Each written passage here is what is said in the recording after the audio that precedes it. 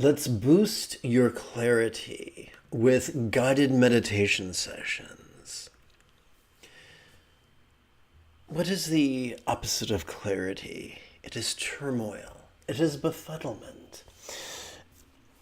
And too often, we are treated as if those circumstances were some sort of an indictment.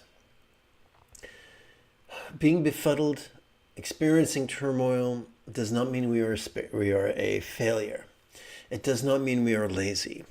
It means we live in a universe where causality is a thing, where things affect things and things are affected by things. If not directly, then indirectly. If not overtly, then subtly. If not immediately, then eventually. If not actually, then potentially. There are going to be things that affect our lucidity.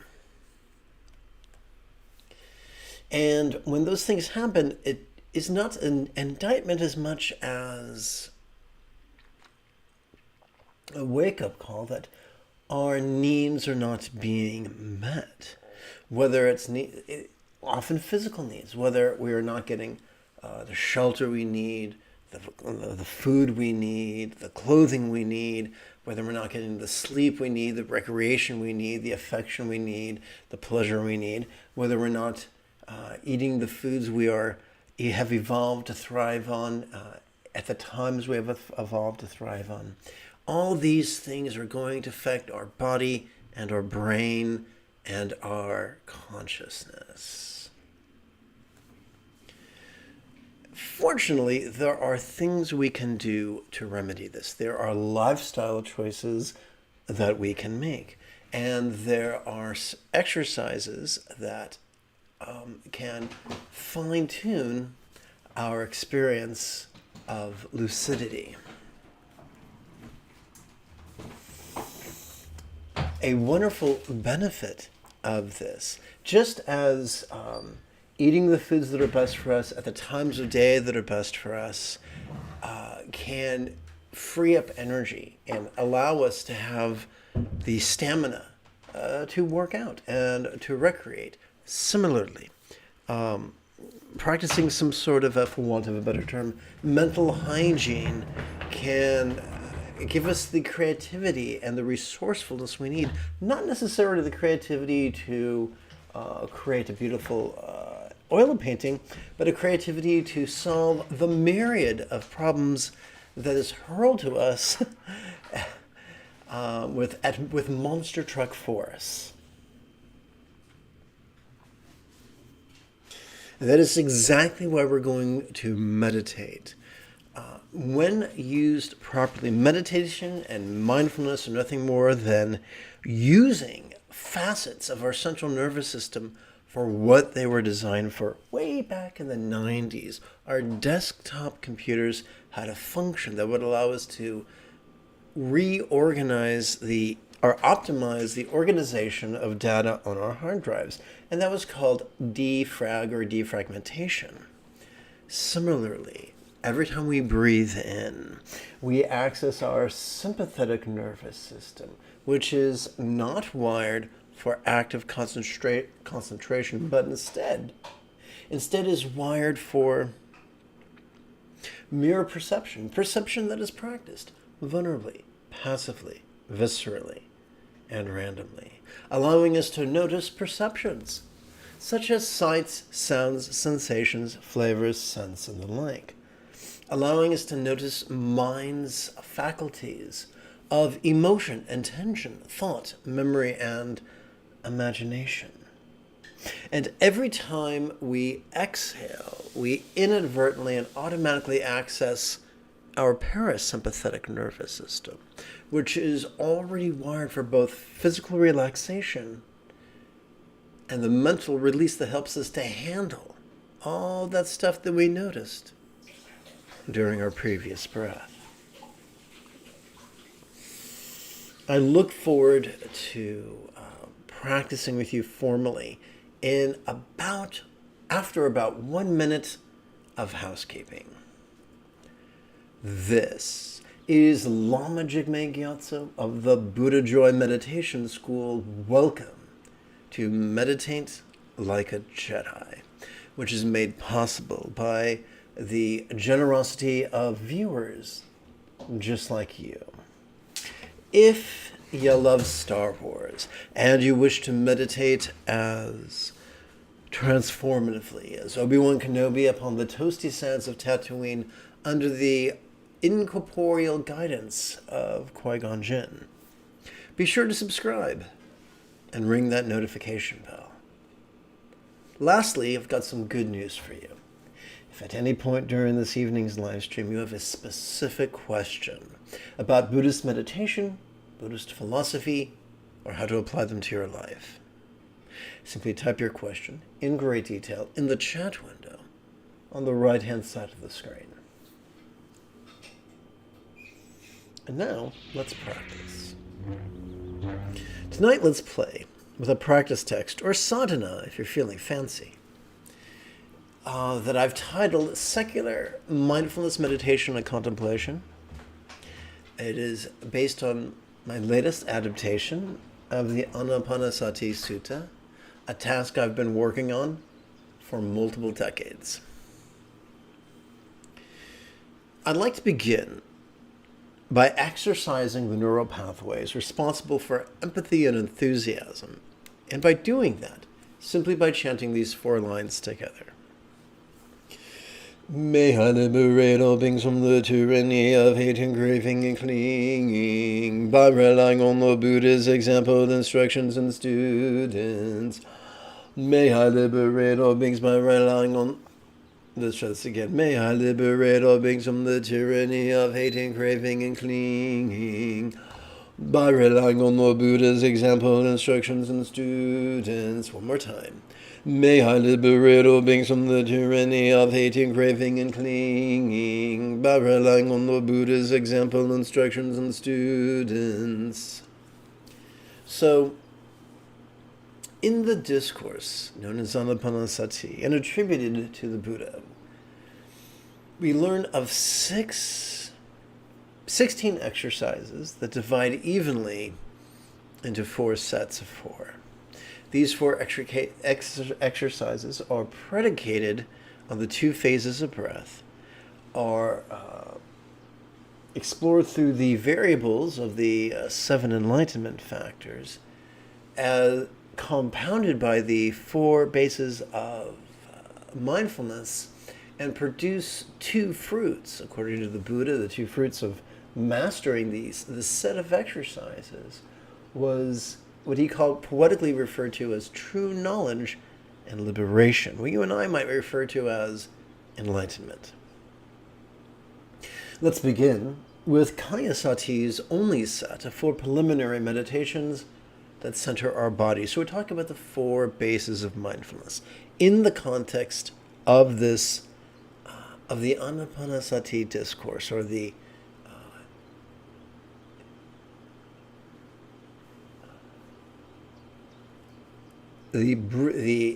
mindfulness in sync with in and out breathing discourse. The 4 bases of mindfulness would be the physical, would be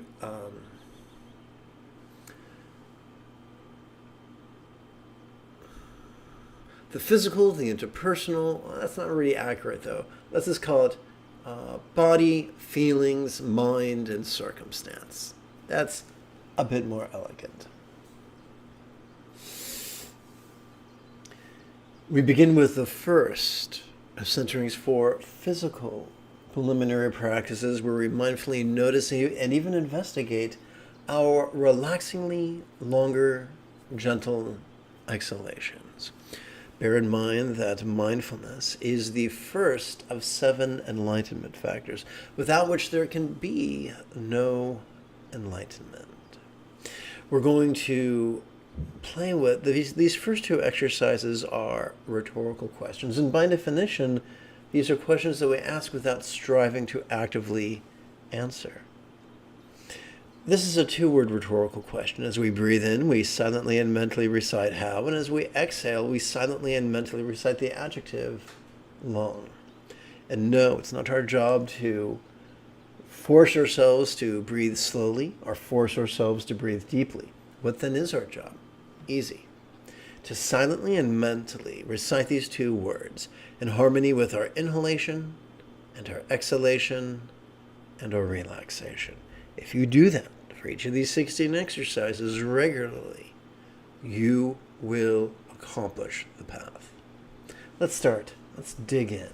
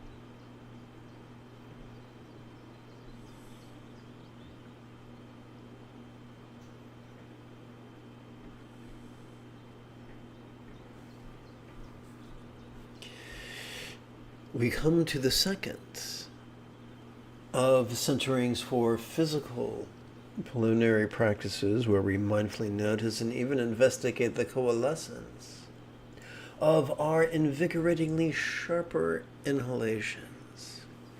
We do this simply by swapping out the adjective long and replacing it with the adjective short. And once again, we're not actively trying to alter the depth or duration of our breathing. Once again, we are simply silently and mentally reciting two words in harmony with our inhalation, exhalation, and relaxation. But many, many decades ago, it was explained to me that words guide intention, and intention guides thought. Thought guides energy. And energy changes matter, or at least influences matter. When I first was taught the 7 enlightenment factors, I was surprised that the third enlightenment factor was energy or invigoration. And as a disabled guy who was lethargic most of the time, I was petrified that I would never be able to master the path. I'm very glad that the subtle invigoration mentioned in the Buddha's teachings is available simply by playing with the Buddha's exercises in the Buddha's sequence. And when we do, we will notice an increase in subtle energy. But don't take my word for it. Please put it to the test right now in the crucible, the laboratory of your body and mind, as silently and mentally you practice with me right now.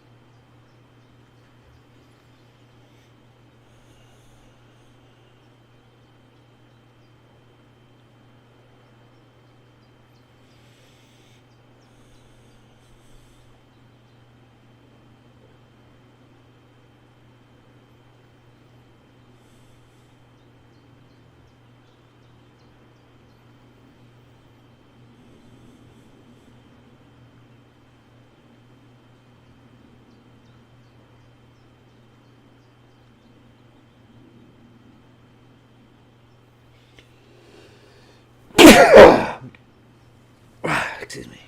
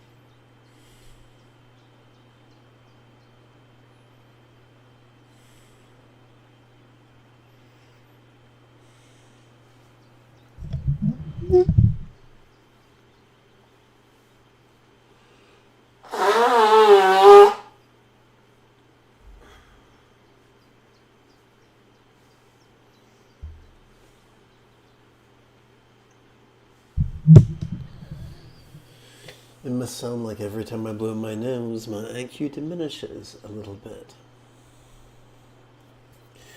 We come now to the third of Centering's 4 physical preliminary practices, where we allow our minds to mentally notice and even investigate our bodies. Investigation is the second enlightenment factor, and it's pretty much the opposite of being defensive. It's choosing to be enthusiastically vulnerable. You'll also notice that in addition to the Jedi art on the center of the screen, to the left and the right, there are variations on a theme of tantric sex. And that's to remind us that this exercise not only is suitable for meditation while you're sitting fully clothed upon your meditation cushion, but it is also useful the next time to practice the next time you're making love. As we breathe in, we silently and mentally recite the sensory verb feel. And as we exhale, we silently and mentally recite the noun form, which functions as a monosyllabic synonym of body.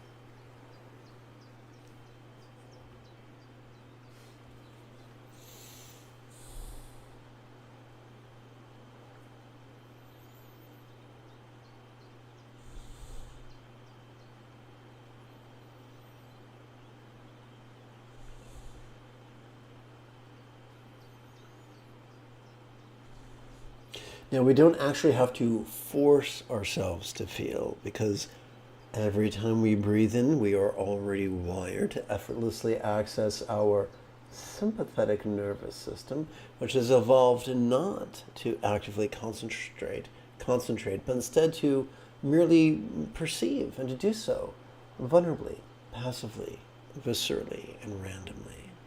That is why we have positioned the sensory verb here, where we, during our in-breath.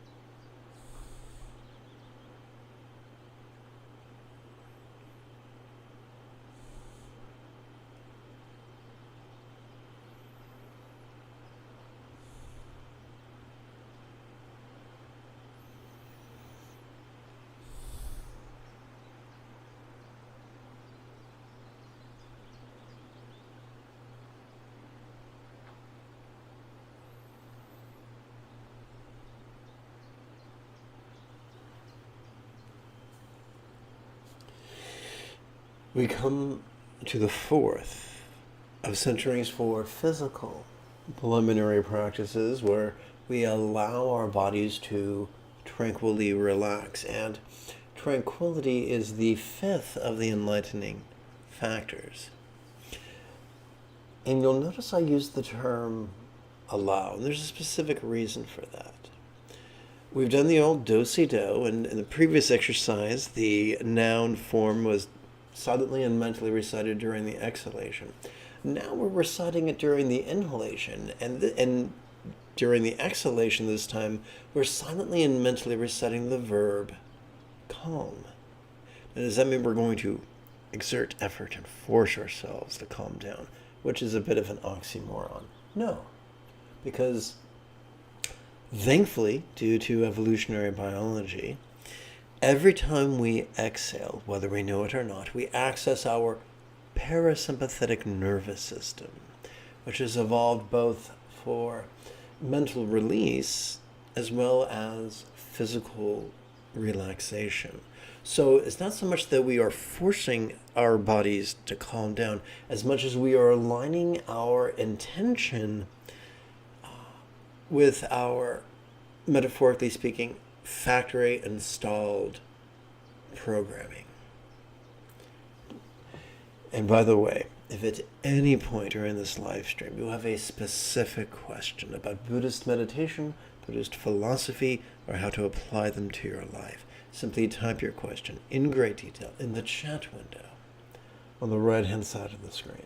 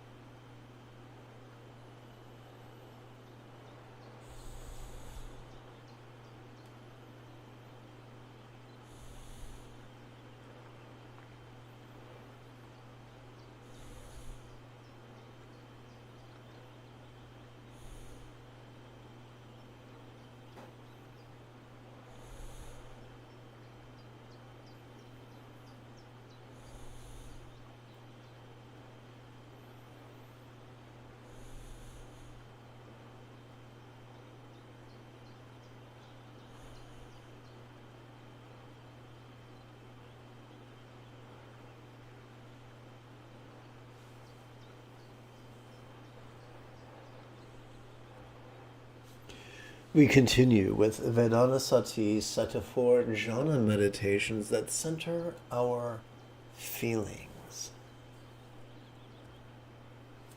We begin with the first of 4 feeling-oriented centering practices, where we savor the first jhana's invigorating, blissful joy that flows from gently grinning with the corners of our mouth, the apples of our cheeks, and the crow's feet of our eyes, towards our bodies of flesh, blood, and bone.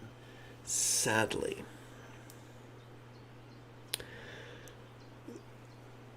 folks who tend to be rigid, fearful, controlling, and elitist, like moths to a porch light, find themselves drawn to positions of power and authority, whether or not they deserve that power and authority.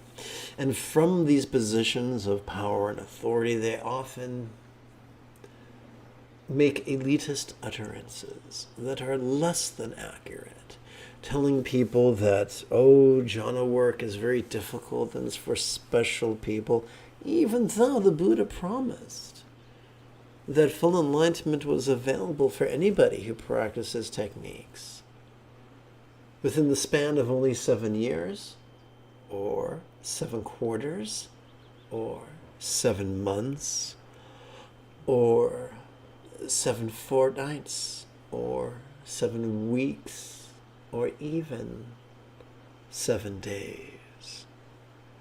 So no, it's not a question of who is worthy of these teachings. Everybody who wants to practice these teachings can practice them.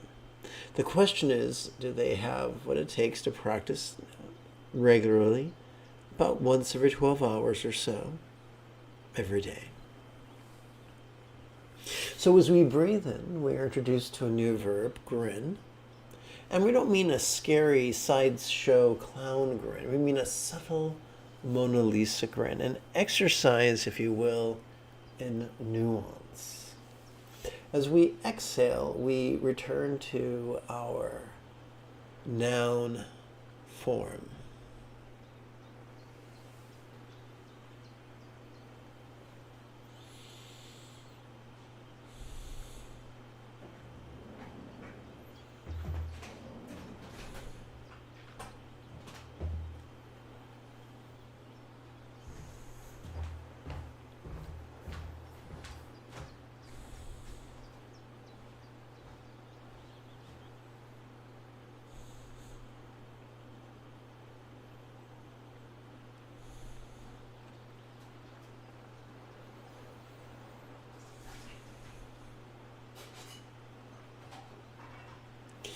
Some people hate their teachers as if they were Satan himself come to drag them to hell.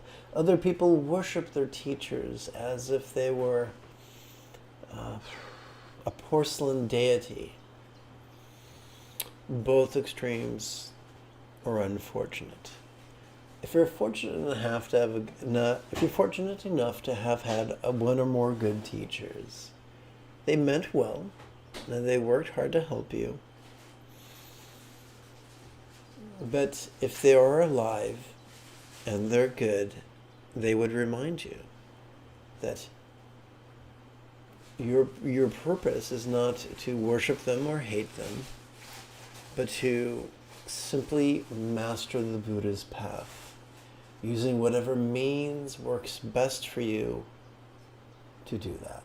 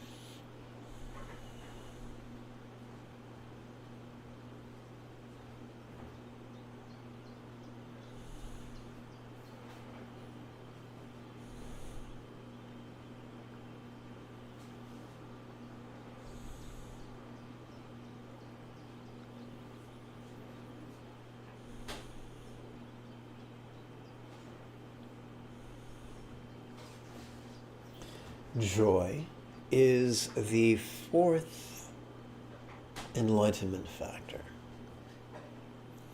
And I was relieved so many years ago to learn that it is as close as grinning, gently, subtly, and sincerely.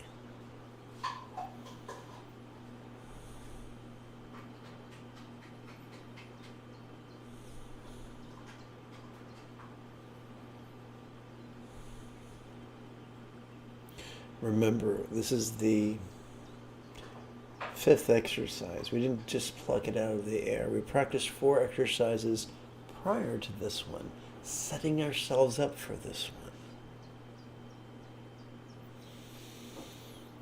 Kind of like taking a shower and drying off before getting into a bed with clean sheets.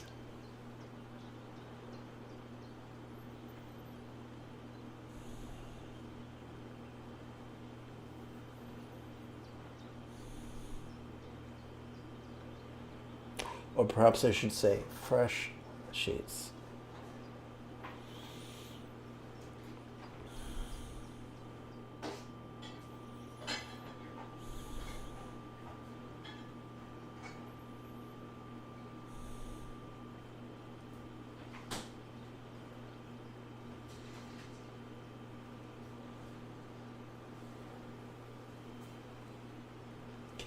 We come now to the second of 4 feeling-oriented centering practices where we savor the second jhana's peaceful joy. We began with blissful joy, and now we turn to peaceful joy. This flows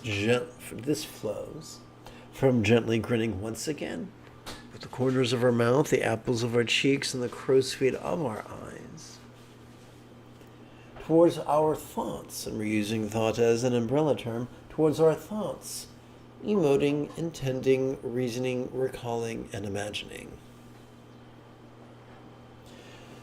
Just like before, during our inhalation, we're going to silently and mentally recite the verb grin. But this time during our exhalation, we're going to silently and mentally recite the umbrella term, thoughts.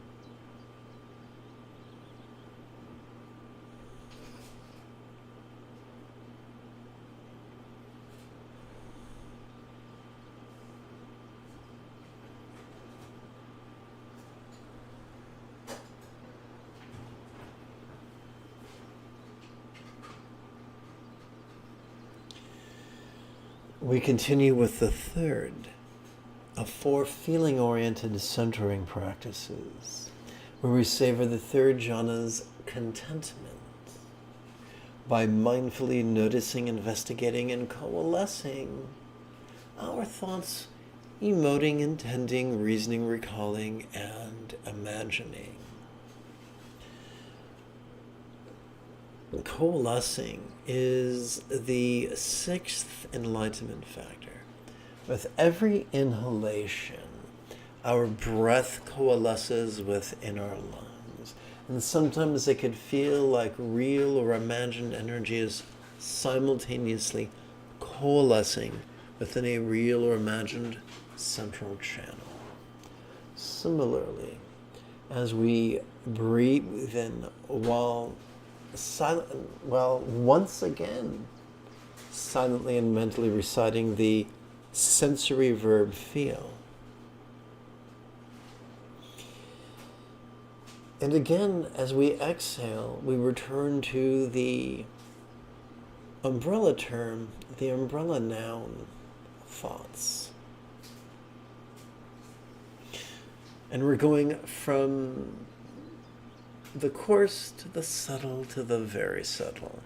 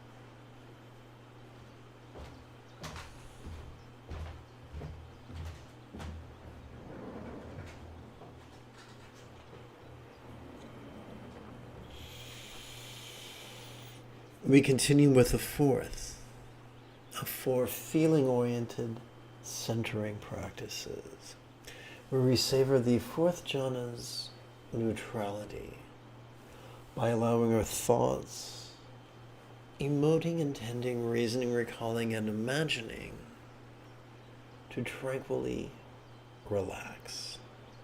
As silently and mentally we recite thoughts with each inhalation and the verb calm with each exhalation.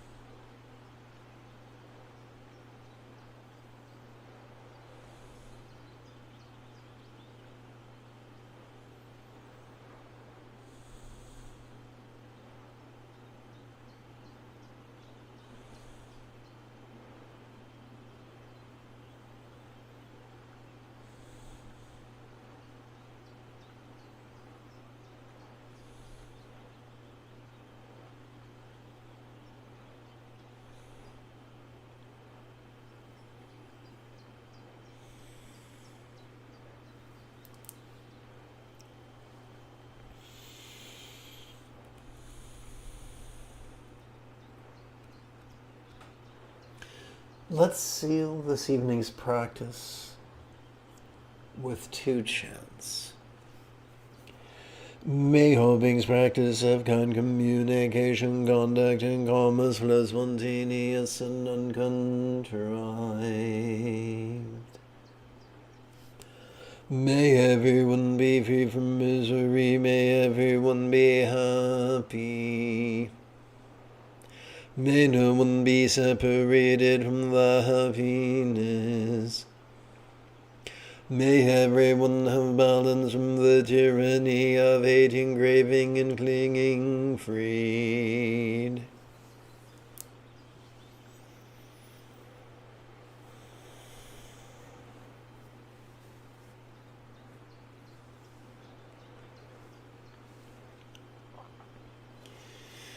If you feel that I have earned it, you could type something in the chat window. You could give this live stream a thumbs up. You could share it with a friend. You could even help support this channel on Patreon. in approximately 11 or so hours. I would very much like to return to lead tomorrow's early morning lesson and meditation. Until then, may you and yours be happy and healthy. And if you are as geeky as me, this is the way.